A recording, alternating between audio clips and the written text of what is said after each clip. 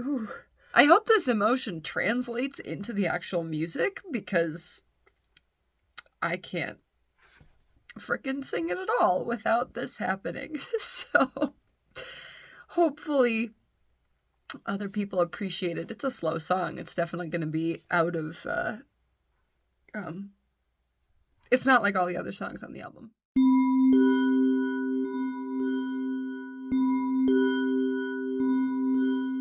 Oh man, Tommy said he wanted to be here if I ever talked about this song. Sorry, Tommy. We could edit him yesterday. in. Yeah. Laid out on the floor. We're on to Transience. Transience, the sad, wistful song of Transience. Transience was another one of those. It existed before samas was necessarily a thing. It was very circumstantial. Tommy's grandparents were moving out of their home that, like, Tommy and his whole family had kind of grown up going to, and it was this very sad, wistful, like, palpable emotions in the air feeling. All of their stuff was just, like, spread out all over the floor for, like, all of the kids and grandkids to, like, sift through and take, and everybody was talking about, oh, I remember when, like, we'd, you know, come down and play in the basement, or this thing happened over here. As an outsider, it was just this strange thing to kind of, like, be there and observe when the feelings were so, like, raw and present. And you feel that in the song, that like creeping nostalgia of all of these past things, all of these memories, all of these lifetimes that you lived. At one point while we were there, I went outside and there was a wind chime and it was hitting this fifth interval. The exact interval that you hear in the song was what the wind chime was doing outside. I just remember sitting there listening to it as, like, looking at all this stuff on the floor, and I'm like, this whole thing right now is a song. At that point, we were in between living spaces, so we were living with Tommy's parents, and I had all of my sound stuff set up in, like, a closet in their basement. I went there and just, like, wrote this whole poem out, and, like, I incorporated a lot of stuff about, like, what I experienced that day at their house. I incorporated a couple of... Liam. My grandmother just sold her farm that I grew up on, and it was a very similar feeling. This year, my grandma had dementia, or has dementia. She's still alive, she's fine. But we had to go to her farm, which is the house that's been, like, the most consistent thing in my life. Like, it's been the longest structure in my family. Like, they built it when I was, like, 2 or 3, and it's been there, and they just sold it, but we had to go and do the same thing, and we were, like, going through all the stuff and all of that, and I had the idea today. I was like, oh, I'll go work on this song. And I'm singing it, and I can barely get through it.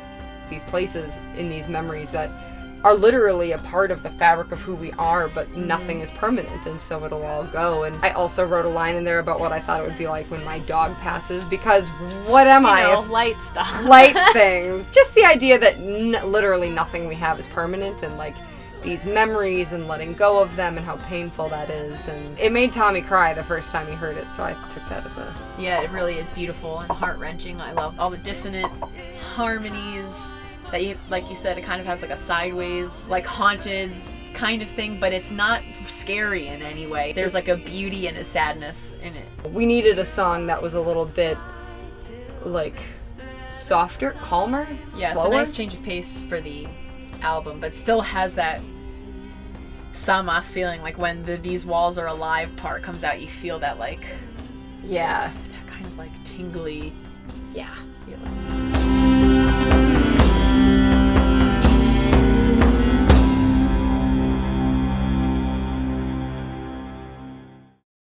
What did you just say? I said you could ask me about any lyric.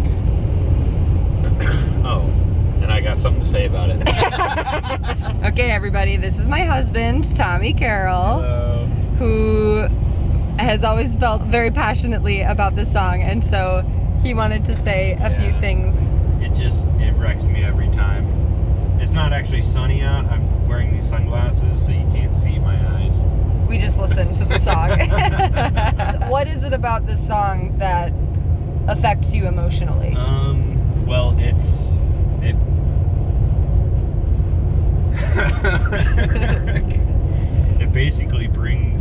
whole childhood and puts it in a song. It's not just my childhood, but it's like growing up in a big family that's, you know, we're all best friends and close. But it's a song about it all ending and kind of coming crashing down, and it's extremely sad. It definitely captures that phenomenon of like, I had it so good that it's sad that I can't stay in that moment or those moments, you know, as a kid. Yeah. Essentially, I guess the song started when Sam and I were just moving into our new house as my grandparents were moving. They were moving out of. This is going to be some Michael Jordan ugly cry, so I'll probably edit this out. But they were moving out of the house that we spent every Christmas at or Thanksgiving at. We're talking like 33 grandkids running around this house of all ages. There would be upwards of like 50 people all together, like just family for birthdays, Christmas, holidays. We're essentially moving them out of this house, and they're moving into my aunt and uncle's house. So it wasn't like saying goodbye forever, but it was saying goodbye to this time of all of our lives. We were very fortunate that we were in Maryland, and we got to come along and see essentially the moving out process of this house, which was they took what they needed, fit into one room, and then my grandparents left everything else for the aunts and uncles and the grandkids to come in and collect what they would want or what they had memories of. It took weeks for this process to happen. It was a really great time, but also really hard, because every child of theirs, like each family had, you know, 10, they're one of 10 kids, and so there's like 10 piles of like my mom's stuff is in a pile, like the Carroll stuff is over here, the Lefevre stuff is over here, you know, and so on. And me and Sam got to go through and collect stuff. We go outside, and there's these wind chimes that are just blowing, and that like sparks so many memories from way back. And anytime we were outside, these wind chimes would be blowing, and they were just, that's the wind chimes you hear in the song.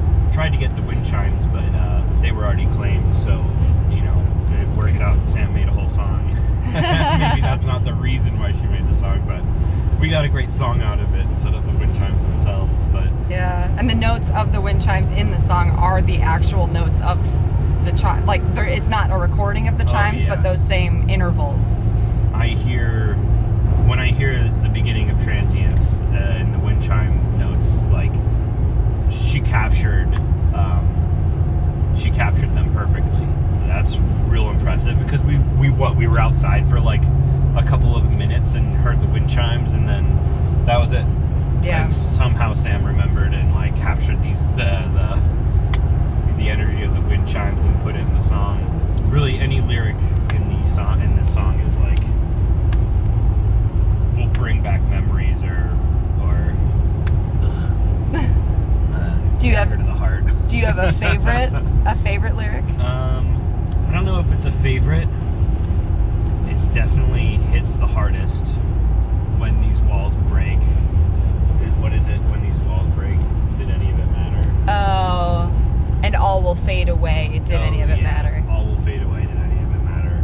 Because leading up to that point, it's literally, I can hear us running through this house, my grandparents' house, playing with all of, you know, the kids playing, and just remembering that so fondly, and then for it to just be like, did it even matter? Like, yeah, it's devastating. It did matter, I think. I would say the lyrics that I had the biggest struggle with in terms of me writing it, this is so silly, because I have such good memories. They're all positive. Like, I had a perfect childhood. Like, no family is perfect, but my childhood was perfect. Man, it was amazing. So to hear the lines from, what is it, Kitchen's Dungeons? How long have these walls stood, guiding us back to our pillows, taking us further down to dungeons and kitchens alike? Right. Yes. So it's beautiful. It's like memories of playing in the dungeons and kitchens. Yeah. You know, like, because as kids, that's exactly what we would do. All the girls would play in the kitchen dollhouse, and all the guys would be like, playing outside or Cops and robbers, you know, playing castles and dungeons and pirates. Right. Which is where the dungeons comes in. But for whatever reason, when I heard dungeons, I was like, but dungeons aren't a good place.